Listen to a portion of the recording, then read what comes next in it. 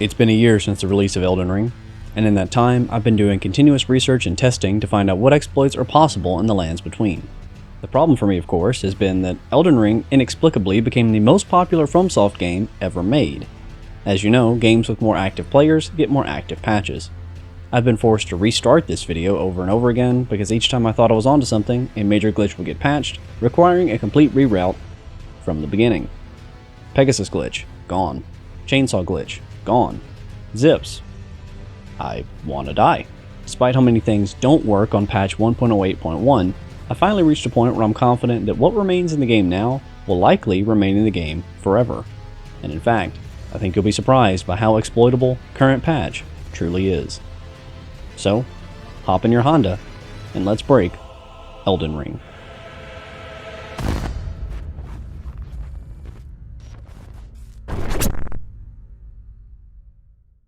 This video is sponsored by Manscaped.com and the new Beard Hedger Pro Kit. With a powerful 7200 RPM motor and titanium-coated T-blade, this electric trimmer can cut through the thickest hair in a single stroke.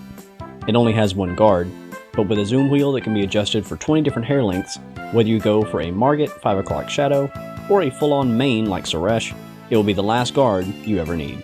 It's wireless, rechargeable, gets up to an hour of runtime on a single charge, comes with a grab-and-go travel case, and oh yeah, it's waterproof.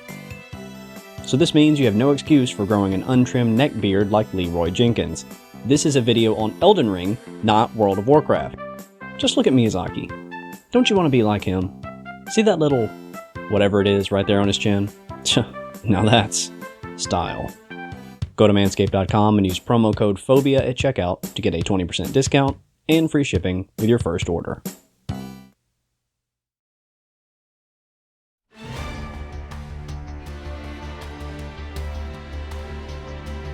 Our goal this time around is pretty cut and dry. Defeat the final boss, become Elden Lord. So any glitches that would expedite that process are fair game. To start off, we pick the Confessor as our starting class because it looks the coolest and literally no other reason, and defeat the Grafted Scion just to show it who's boss. The Scion drops the Ornamental Straight Sword, which is actually two swords that... Oh, God, this weapon is terrible. I swear to God, you spend 3 hours making new characters to try to look cool on the internet, and your reward is worse than your starting weapon. You know what? Screw Miyazaki, I'm making Pokemon videos from now on. Once we're in Limgrave, we grab Torrent from Malenia, then head up the ravine to Murkwater Cave to take out Bloodyfinger Nereus for the Reduvia, a dagger with excellent bleed buildup, which isn't going to become our main weapon, but will come in handy soon. We need to go to Murkwater anyway to meet up with Patches, so first steal his laundry, and then give him a little tickle until he decides he wants to be friends. I surrender! White flag and all! Buy a few pickled fowl feet, and we're good to leave. You can live, Patches. This time. We actually aren't going into Stormvale ever in this playthrough. Instead, we head east toward the Third Church of Marika where... Oh, hold on. Great Kenneth Height! Wretched tarnished! I am... Okay, right, so as I was saying, we're going east to the Third Church of Marika to pick up the Physic Flask, and then take the Waygate to Dragon Barrow hidden in the bushes just outside.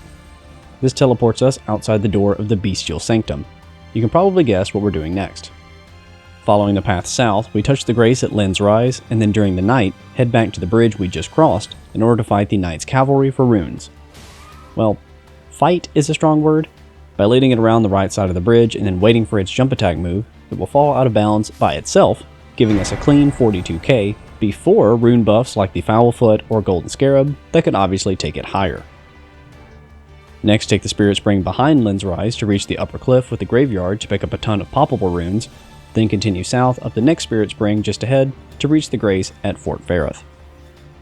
Right next to the Grace is Elder Dragon Grail, a boss that doesn't fight back but has, well, just a million billion HP. This is what we brought the Reduvia for. I know if you made it to this video, then you've seen this before, but by abusing the bleeding mechanic, we can have Grail lose a percentage of her max HP every time it procs, allowing us to take her out in a fraction of the time it would take by doing pure chip damage at our level. I'm not considering this a glitch, but it is a great source of early runes for a new character. By popping a Golden Foulfoot before we get the last hit, Grail will drop a whopping 97k, meaning that we already have over 130,000 runes to spend on leveling up. I do exactly that to give us these health, magic, and stamina bars, which is all we're going to need for the entire playthrough. With the housekeeping taken care of, we can begin our actual game plan. Our next destination is Liurnia, back to the west. On the way, we stop at the War Master's shack and kill Bernal, the Ash of War merchant, for the Devourer's Scepter he drops. Once again, not a weapon we actually plan to use, but an important tool in our kit for later. We take the path along the side of Stormveil Keep in order to reach Liurnia without fighting Morgott or Godric, then head north along the lake to pick up the key to Raya Lucaria, hidden behind the Glintstone Dragon. While we're in the area, we can also make our way into Caria Manor to fight the spirit form of Loretta, though once again, we won't be fighting her in the true sense of the word. Normally, when you quit the game inside of a boss room, you are ejected back outside the entrance when you load back in, and the boss returns to full health. However, by heading to the left side of the arena after we trigger the fight with Loretta, and walking specifically into this corner in the back, we can cheat this system.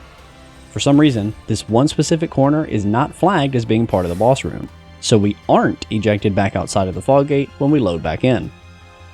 Loretta is now waiting for us to pass through the fog in order to trigger her AI, but since we're already inside the arena, she simply won't fight back at all, allowing us to defeat her for a few extra runes with no risk whatsoever. I'm genuinely amazed this still isn't patched.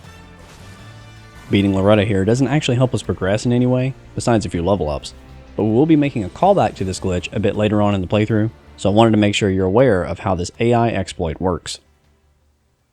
Getting back on track, we can now take the key we picked up from behind the dragon to Raya Lucaria in order to make it inside. We go past the mages and marionettes deeper into the school until reaching the rotating elevator, taking it all the way down to the bottom of the cavern where the Iron Virgins are waiting. As you may know already, if you are killed by an Iron Virgin in this location, they will take you all the way back to Volcano Manor, which in terms of the game map is a massive teleport. At this point, you could run through the entirety of the area to reach Volcano Manor proper and talk to Lady Tanith to join the Covenant. But even then, you still won't have access to the rest of Mount Gilmere because the front entrance of the manor is locked from the outside. If you were to proceed the normal way instead, you'd soon realize we aren't even close to beating this ridiculous boss, so as of right now, we're kinda stuck. What we really need is a way to teleport to the exterior of Volcano Manor. That way we could cross the bridge from Mount Gilmere to Altus Plateau without needing to collect the halves of the Dectus Medallion or to beat the Magma Worm at the top of the ruin-strewn precipice. Thankfully, there is a glitch that can accomplish just that. To set it up, all we need is one grace within Volcano Manor, which if we continue forward from the location where the Iron Virgin dropped us off, will be the Subterranean Inquisition Chamber. Now, to teleport to the outside entrance of Volcano Manor from here, we need to trigger a Wrong-Warp. This is a glitch that has been in FromSoft games since Dark Souls 1, and it works by interrupting the loading of a new area so that the coordinates of your currently loaded area gets combined with the coordinates of the new one it's trying to load. The game will recognize this as an out-of-bounds value, and so instead of loading you into a white void, will load you at the area's default location. This is usually an arbitrary spot like the front entrance of a building or a notable landmark. It just so happens that the default location of Volcano Manor is, you guessed it, the opposite side of the locked door at the entrance. So, how do we interrupt the loading of a new area so that we get the wrong coordinates? It's actually pretty simple in theory. All you have to do is open the map and teleport from a grace in Volcano Manor to a place far away, like, say, the Round Table Hold, then force close the game just as the loading bar hits 100% and before the screen begins to fade to black. On PC, this is a pretty straightforward process. Just wait for the bar to reach the end, then Alt F4. On console, this is a bit more difficult because you need to press the home button and navigate through menus in order to close the game. And on PS5, it's the worst case scenario by far because the quick menu covers up the loading bar, meaning you have to do the glitch completely blind. So let's assume you're in this worst case scenario group. How do you pull off the wrong warp if you can't see what you're timing it against? Well, I would love to tell you an exact timing so that you could use something like a stopwatch, but the reality of the situation is that your platform, your patch, the age of your hardware, and even the manufacturer of your storage will all affect your load times. However, finding your specific timing is a lot easier than you might expect. If you fail this glitch, one of two things will happen. Either you'll appear back in Volcano Manor, in which case you force close the game too soon, or you'll appear in the Round Table Hold, in which case you force close the game too late. In either case, you can warp right back to the subterranean Inquisition chamber and immediately try the wrong warp again. Because this glitch has no punishment for failure, and your destination afterwards provides immediate feedback onto how to alter your timing for the next attempt, this glitch ends up being surprisingly easy to reproduce on any platform. When you do manage to hit that magical timing and the wrong warp is successful, you won't actually know until you start the game again and suddenly find yourself in a place you have never been before, which in our case means we just unlocked all of Mount Gelmir and Altus Plateau. Make sure to open the door to Volcano Manor now and activate the grace inside, that way we will never need to wrong warp here again. Traveling backwards from Volcano Manor through Mount Gelmir, we'll eventually reach the rope bridge that connects to Altus.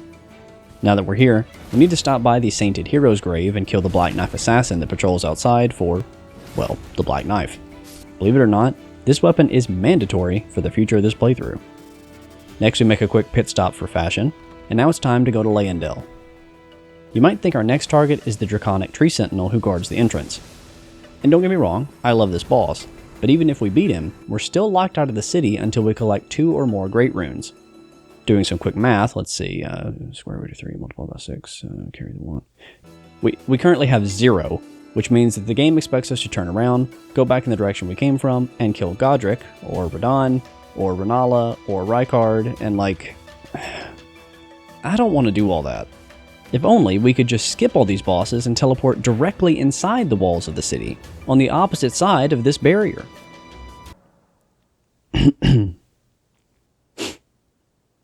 Yeah, we're gonna wrong warp again.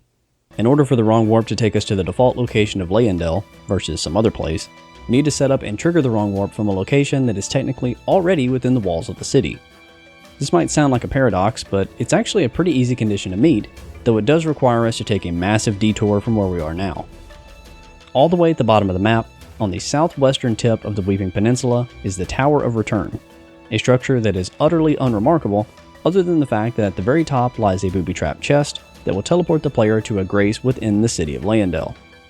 The platform you're taken to is cut off from the rest of the city, and its only real purpose is to give players a killer view and to get them excited about unlocking and exploring the city properly in the future. However, in terms of our current coordinates on the map, we are technically in the city of Leyndell right now, which means that if we teleport to the Round Table Hold from here and force close the game at the right time, we skip every boss in the first half of Elden Ring.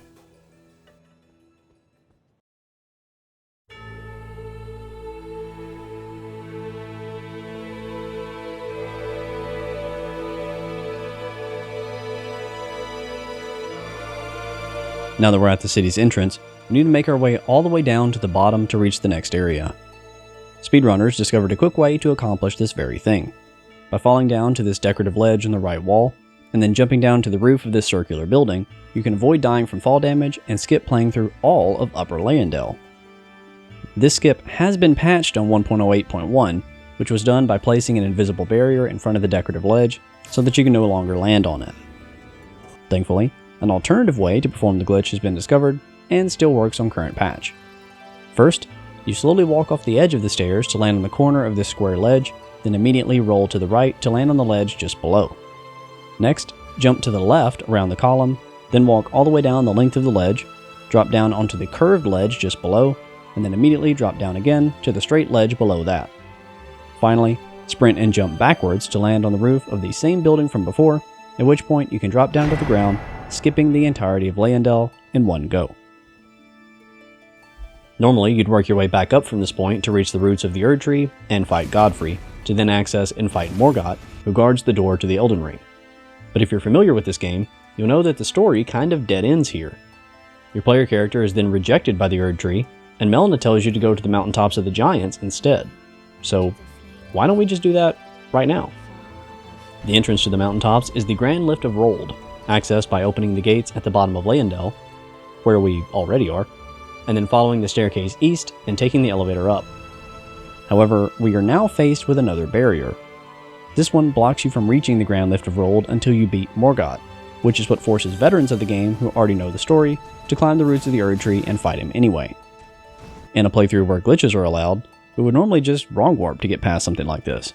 But in this case, both sides of the barrier are considered to be within the city of Leyndell, so if we try to wrong warp past it, we will be taken to the default location of Leyndell, which we've already established as being the beginning.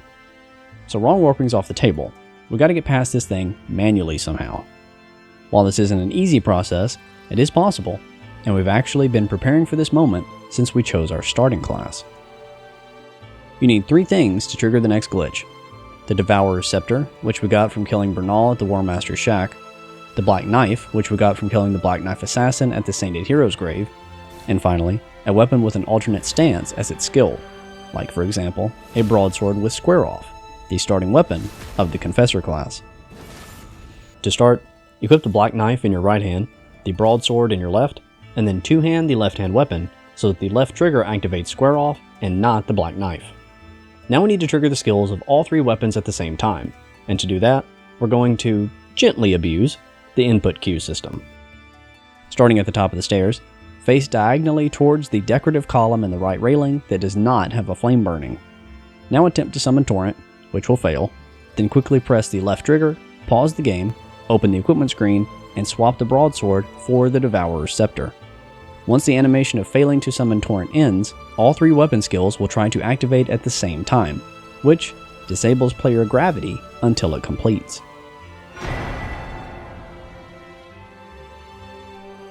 Now we've made it on top of the railing we were never meant to reach, but we aren't out of the woods just yet. Next, jump up on the railing just ahead of you, then from there, jump up onto the burning platform. Don't worry about the fire damaging you. You were never meant to stand here in the first place. Now we need to jump from this brazier to the next one, and that requires sprinting. We don't have enough room on this platform to begin a sprint, but we can cheat the system by pausing the game, then pressing and holding the back button to close it again. Now when you move forward, since you're already holding down the sprint button, you will instantly be in a sprint and be able to jump the distance. We repeat this process one more time to reach the final platform, then drop down to the left and walk along the ledge of the wall itself until completely rounding the corner. At this point, the ledge you walk on becomes extremely shallow, and if you aren't holding forward into the wall at all times, you will slide off. Finally, sprint jump left to go up and over the railing of the path that leads to the Forbidden Lands, meaning that we are now on the other side of the barrier and have no need to climb to the top of the Erd Tree or fight Morgott at all. At this point, we can make our way down the path, take the elevator down to the Forbidden Lands, and follow the snowfield all the way down to the Grand Lift of Rold, the only thing separating us from the Mountaintops of the Giants. Normally, you just hold up the Rold medallion given to you by Malenia after defeating Morgott, and the elevator will activate, taking you where you need to go. Problem is, of course, we don't got that. For this playthrough, both the Grand Lift of Rold and the Grand Lift of Dectus are going to be forever inactive, but this is a much easier problem to solve than you might expect. First, we open the map, teleport to the Round Table Hold, and oh, what's that? Are we wrong warping again? Well, gee, it sure would be nice if when we reloaded the game, we were warped to the top of the elevator, because, oh, I don't know, the top of the elevator just so happened to be the default location of the Mountaintops of the Giants. Yeah, this wrong warping thing seems really OP. Now we can go pretty much anywhere in this area that we want, but I have my sights set on one place in particular, that being the Church of Repose. Here we can kill Bloody Finger Okina for a weapon that needs no introduction. Nick, give him your wallet. What for? He's got a knife. That's not a knife. That's a knife. With an actual weapon in our arsenal at this point, we could go east to fight the fire giant and be teleported to Farum Azula. But don't forget the requirements of our challenge this run. It's not just to become Elden Lord, but also to beat the final boss. Oh, you thought I meant this final boss? No. I meant the final boss.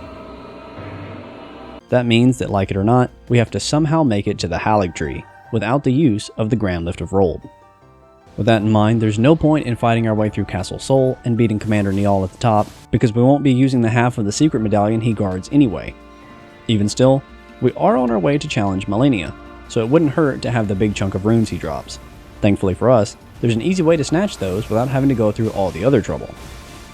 Starting from the Grace just outside Castle Sol, summon Torrent and run to the left, around the wall of the castle itself, continuing forward until you are completely behind it. Once you see the rune graveyard ahead, turn left and then use Torrent to jump off the tip of this rock, delaying your double jump until you see the camera shift to top-down view. If you did it properly, you should be far enough away from the edge of the cliff that you are past the death trigger, meaning you can fall forever without dying. FromSoft games do have a hidden timer that will automatically kill your character if you're stuck in a falling animation for too long, which is mostly there as a failsafe in case you get stuck somewhere and can't touch solid ground. But by continuously attacking while on torrent, we can reset the falling timer over and over so that we can fall for a lot longer than we're supposed to. Eventually, your character will be so far below Castle Soul, the game will begin to unload it from memory. This will remove the floor from underneath Commander Niall without unloading him properly. This means that, though we can't see it, he is falling now as well, and after enough time, now we simply open the map and warp to any grace with an extra 90,000 runes in the pocket. Anyway, what were we doing? Oh right. The waygate to the Halig Tree is the only way to reach the Halig Tree, so wrong warping is once again out. Even still, we aren't stuck quite yet. The consecrated snowfield really is nothing more than the western half of the Mountaintops of the Giants, which we already have access to. So all we need is a weak point anywhere along this line that would allow us to sequence break to the west. This is obviously a massive area, and so naturally, one was bound to be discovered eventually. Starting from the ancient Snow Valley ruins side of Grace, summon Torrent, then ride forward, taking a left once you reach the frozen river. Follow it all the way to the end, then jump up, using the absolute edge of the Spirit Spring, and then just as the camera tilts to top-down view, double jump and flick the analog stick diagonal up left at the same time. If you got the double jump timing and the angle correct, you should have dodged the death trigger, and the Spirit Spring we jump from will protect us from fall damage. We land out of bounds, safely in the space between the eastern and western halves of the Mountaintops of the Giants. Quit and reload now to regain control of the camera, and then follow this path to get back in bounds. Only, when we do so, we will be in the western half of the mountaintops instead of the east, skipping the need to use the Grand Lift of Roll in the first place. When you make your way down the rocks that make up this wall, you will land directly on top of one of the red wolves, so make sure to quickly make your way north to the nearby waygate and teleport away before it has a chance to attack you. You will then emerge near the minor Erd tree, facing Ordina, so all you have to do is ride straight forward, solve the short puzzle, and take the teleport at the end to reach the Halig Tree, bringing us one step closer to Malenia.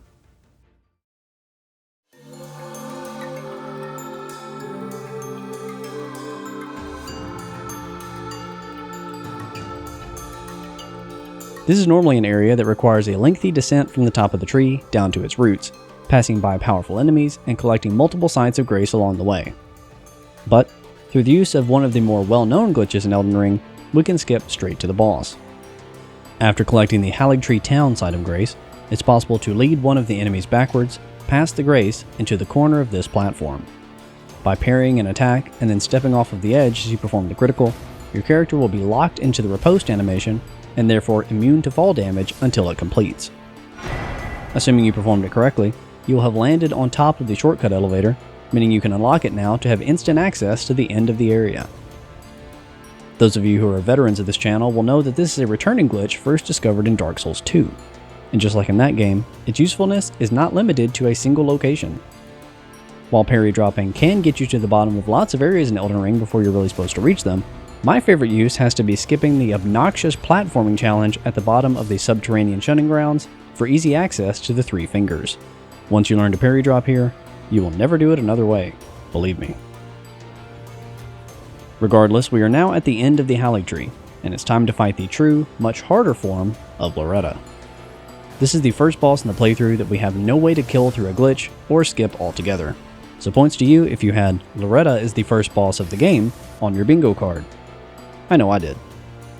Just because we do have to fight her straight up doesn't mean that we can't give ourselves a little advantage though. Much like the glitch we used to combine weapon skills to skip Morgott, it's possible to glitch weapon buffs onto non-buffable weapons if they originate from a skill.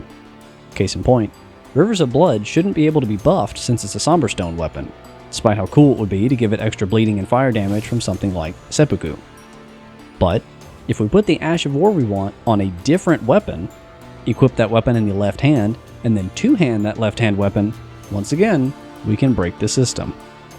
First, you need an empty flask, Any of the three will work, but I'm using the Physic Flask for this example because I kinda need my health and magic.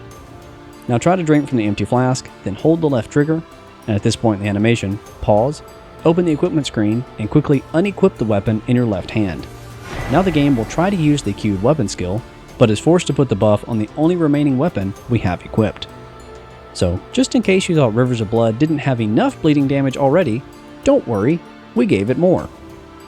As powerful as this glitch can be, its timing is frame perfect, meaning that it's much more precise than the gravity glitch we performed earlier.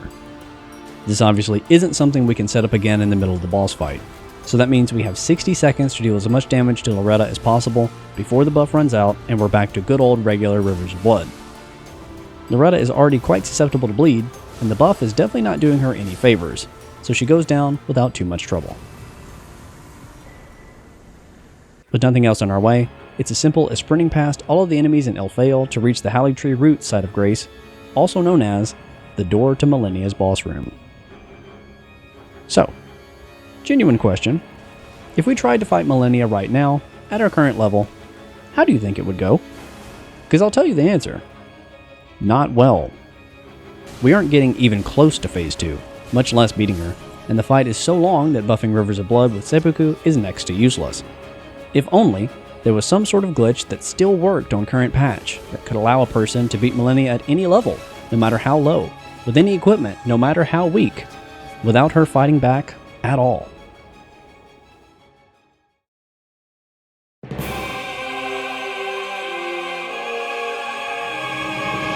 Okay, fair warning, this next glitch is the most difficult one we're doing in this playthrough. Each step is fairly simple on its own, but it's got a lot of them. The first step is to get out of bounds of the boss room, and that requires what I like to call the 3 impossible jumps. The first jump is the hardest, and to make it you'll need a seal in either Agheel's Flame or Smaragd's Glintstone Breath. Enter Malenia's boss room and run to the back of the arena until you're walking up against this specific route. By approaching from left to right, you can get your character to sort of pop up a few pixels, which is mandatory to have enough height. Now start sprinting into the route, then quickly jump in this direction toward the larger route within the wall, and use your dragon incantation at the peak of the jump. By spamming the jump button as the animation ends, it's possible to jump up onto the top of the route before your character slides off. Using the sprint queuing technique that we learned from doing Morgott Skip, sprint jump from the root of this larger one just ahead, and use the dragon incantation once again to freeze your character in midair, giving you time to pan the camera to the left. You can't stand on this route for long before sliding off, so immediately sprint jump left to land on this route. We now have enough height that we can hop forward, and though it may not look it, we are now out of bounds. There is an invisible barrier separating us from Malenia at this point. There is not, however, a barrier separating us from falling to our death, so be very careful how you step from this point on. If you venture too deep into the wall, you will fall right through and die, forcing you to repeat the first 3 jumps over again. Next, walk along the barrier and carefully make your way here. The location I'm standing on now is the very edge of the floor's collision. One more step and I would fall straight through the floor. From this precarious spot, cue a sprint by closing the pause screen and jump up to here so that you can continue forward. This part looks scary, but we're actually trapped between 2 barriers on both the left and right side for this section, so it's really just as simple as holding forward and jumping now and then when you get stuck. We continue all the way to the fog gate back at the boss room's entrance and climb as high as we can up this tree before using that height to span the distance of a lengthy jump all the way into the wall that holds the fog gate itself. We worm our way deeper into that wall to then jump up onto the tip of this final route and then face the gray barrier just in front of us. This is the tunnel that leads to Malenia's fog gate when viewed from the wrong side, and by sprint jumping up from the tip of the route, we can get on top of that tunnel, meaning that we are still out of bounds, but we are also finally no longer considered by the game to be within Malenia's boss room. See where I'm going with this? You can safely quit and reload here, without being taken back outside the fog gate, resetting Malenia's AI to being passive while preserving our out-of-bounds state. Now we simply undo the last few steps of the glitch, jumping from the top of the tunnel, down again to the tip of the route, then walking back through the wall, and back up the tree again to gain enough height to jump over the invisible barrier, back in bounds of the boss room. Just like the glitch we performed with Loretta early on in the video, Malenia is now waiting for us to pass through the fog in order to trigger her AI. But we don't need to, because we are already inside. I give you the hardest boss in Elden Ring that will never fight back. Just as a reminder, everything in this video is being done on current patch, and this glitch is no exception. If you can manage to pull off all the specific parkour required to get out of bounds of the room, you can freeze Malenia in all versions of Elden Ring. When you deplete Malenia's health and trigger the second phase cutscene, she will respond with the Scarlet Aeonia attack, but as soon as it ends, she then forgets about you again and just stands there doing nothing. So, nope, phase 2 won't be a problem either. With Malenia down, the hardest part of our challenge is complete. Now, about that tree.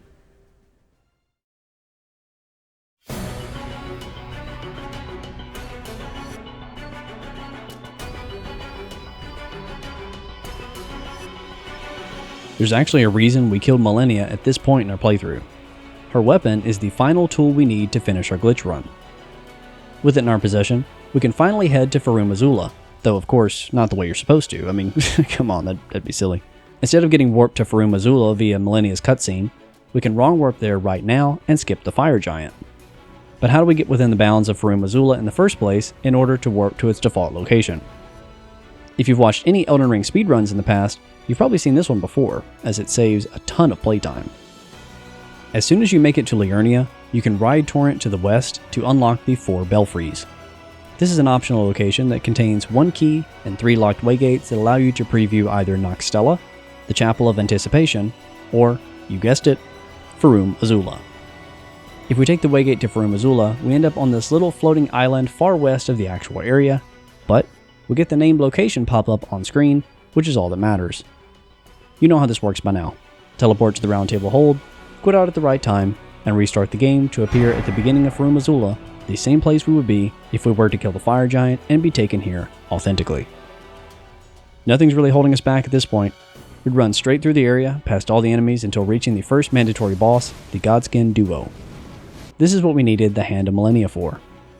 If instead of entering the Godskin duo boss fog, we walk around it to the right, we end up on this platform that overlooks the Great Bridge, where you can see the entrance of Malekith's boss room in the distance. The gap between where we are now and the bridge is huge, and the Black Knife is not enough to get us there even if we use the gravity glitch. However, the Hand of Malenia has the longest weapon skill animation in the game, and if we use it to trigger the gravity glitch instead of the Black Knife, and continuously mash the left trigger in order to do the full combo,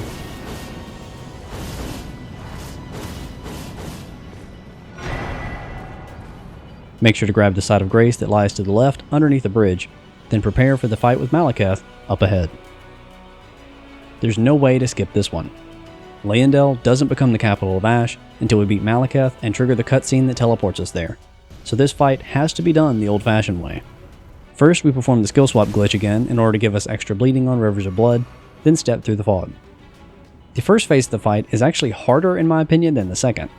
The Beast Clergyman has a lot of extremely fast attacks and methods of dealing chip damage. This forces us to disengage and heal, which gives time for his bleed build-up to recover. Phase 2 on the other hand has attacks that I think are easier to dodge, and he has more openings for us to deal damage, but getting hit even once is pretty much game over for us since his attacks are so much more powerful now. This is the first true test of skill in the run, I think. But after a few failed attempts, Rivers of Blood does its job, and Malekith goes down. With the Rune of Death in our possession, we destroy the capital city, carving a hole to the center of the Erd Tree. Fun fact, since we skipped the fire giant, the Erd Tree doesn't actually start burning in our playthrough until this very moment. After beating what is without a doubt the hardest boss in Elden Ring, no question about it, we climb up the roots to reach the Erd Tree, and the same arena where we would have fought Morgott. Now it's occupied by Godfrey, which means he needs to go down next. I actually tried jumping up on the railing and using the gravity glitch to make it into the arena without passing through the fog, which, as we know, causes bosses to never activate properly. But it seems like FromSoft thought of this and placed an invisible barrier all around the arena. So as of right now, there is no way to glitch ourselves into the fight with Godfrey, at least on current patch, though there's always the possibility that a new glitch may be discovered later. So that means it's time for Plan B. Skill swap our weapon to give it bonus damage and start doing normal attempts. Godfrey is also a boss with 2 phases, but like a normal boss, his phase 1 is easier than his phase 2. Thankfully, he is susceptible to bleeding fairly easily, he just has a ton of HP, so it ends up being a longer fight than anything we've done previously. Once Phase 2 triggers, his attacks become a lot faster, dodge windows get tighter, and there are fewer opportunities to get in for bleeding damage, which means a lot of time gets wasted. By the time he finally goes down, the buff from skill swapping with seppuku is long gone, and frankly, over half the fight had to be done without it. That leaves nothing but Radagon and Elden Beast, two individual bosses that make up the two phases of a singular boss encounter, meaning they have to be done back to back in the same instance. That doesn't sound like good news for skill swapping again, and what's worse, Radagon has resistance to all status effects, meaning that we are unlikely to even proc bleeding on him a single time during the fight. Though let's not forget, we are still using Rivers of Blood, and yep, that damage is pretty on brand. We take out Radagon after only a few attempts spent re-familiarizing ourselves with his moveset, then move on to Elden Beast, a boss that is more of a bullet hell than an actual one-on-one fight. Though it does take a few more tries than I'd like to admit, the Elden Beast goes down, and with our glitch run complete, we are finally able to take our place on the Elden Throne. If you enjoyed this video and want to see more glitch playthroughs of games in the future, consider clicking the sub button. Did you know that this channel only has one subscriber? Crazy, I know. So if you want to be my second subscriber, make sure you leave a comment saying, "I am Mr. Number 2. That way everyone who watches this video in the future just gets really confused. I think that'd be best. Anyway, hope you had fun. See you again soon. This channel is just getting started.